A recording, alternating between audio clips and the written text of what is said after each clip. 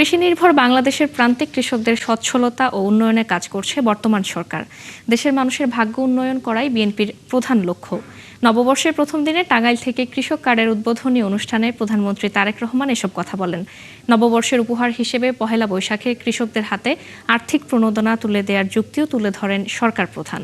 রিফাত আহমেদের ছবিতে আরও জানাচ্ছেন শফিকুল হক।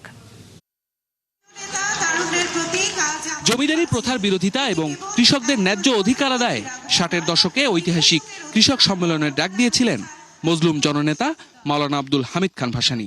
এবার যেন ভিন্ন রূপে ফিরে এলো কৃষক আন্দোলনের সেই ডাক। বিসমিল্লাহ।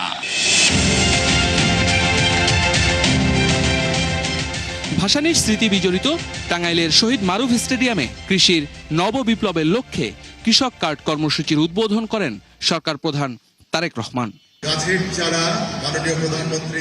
প্রতীকী হিসেবে 15 কৃষক কিষানীর হাতে কৃষক কার্ড ও পরিবেশ বান্ধব গাছ তুলে দেন প্রধানমন্ত্রী।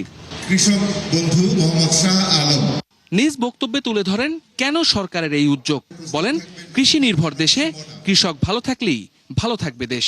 এই দেশের কৃষক যদি ভালো থাকে তাহলে সমগ্র বাংলাদেশ ভালো থাকতে পারবে, সমগ্র বাংলাদেশের মানুষ ভালো থাকতে পারবে। কৃষির সঙ্গে সম্পৃক্ত কলকারখানায় চাই A1 SWR pipe and fittings. A1 engineers number 1 choice.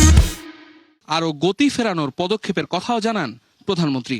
আমরা যখন কৃষিকে সহায়তা দেওয়ার চেষ্টা করব, একই সাথে আমাদের চেষ্টা থাকবে যে শুধু কৃষি পণ্য উৎপাদন করলেই হলো না, সেই সকল অঞ্চলে কিভাবে কৃষি পণ্যের সাথে সম্পর্কিত যে সকল কলকারখানা আছে সেগুলিও যাতে প্রতিষ্ঠিত করা যায়, যাতে কৃষক তার পণ্যের মূল্য আরো বেশি পেতে পারে, যাতে করে আমাদের কৃষিজাত পণ্য এগুলো যাতে বিদেশে আমরা রপ্তানি করতে পারি, সেই জন্য আমরা পদক্ষেপ গ্রহণ করব। এখন দেশ গড়ার সময় উল্লেখ করে সরকার প্রধান আরো বলেন, নারী পুরুষ সবাইকে নিয়ে এগিয়ে যেতে চায় তার সরকার। আমরা জনগণকে সাথে নিয়ে চলতে চাই, জনগণকে পাশে রেখে চলতে চাই, জনগণকে সাথে নিয়ে সামনের দিকে বাড়তে চাই, দেশ গঠন করতে চাই। বিএনপি সরকারের কৃষক বান্ধব নীতির ধারাবাহিকতায় এবার নির্বাচনের অন্যতম প্রতিশ্রুতি ছিল কৃষক কার্ড। সেই প্রতিশ্রুতির বাস্তবায়ন শুরু হয় মাঠ পর্যায়ে, বেড়েছে কৃষকদের প্রত্যাশা। সংশ্লিষ্টরা বলছেন, এই উদ্যোগ কৃষি খাতকে যেমন গতিশীল করবে, তেমনি দেশের খাদ্য নিরাপত্তা নিশ্চিত রাখবে গুরুত্বপূর্ণ ভূমিকা। শফিকুল হক, 71, টাঙ্গাইল।